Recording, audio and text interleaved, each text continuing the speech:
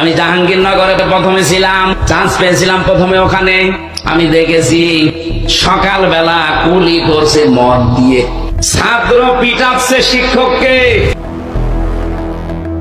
আমি জাহাঙ্গীরনগরে ছিলাম, ওখানে চান্স পেয়েছিলাম প্রথমে। আমি দেখেছি শিক্ষার্থীরা সকালবেলা কুলি করছে মদ দিয়ে, এমনটা দাবি করে বক্তব্য দিয়েছেন আলোচিত ইসলামী বক্তা ও জামায়াত নেতা আমির হামজা। তার এই মন্তব্যের পরপরই সামাজিক যোগাযোগ মাধ্যমে শুরু হয় তীব্র সমালোচনার ঝড়। শিক্ষার্থীরা ক্ষোভে ফুঁসে উঠে নানা মাধ্যমে প্রতিবাদ জানায়।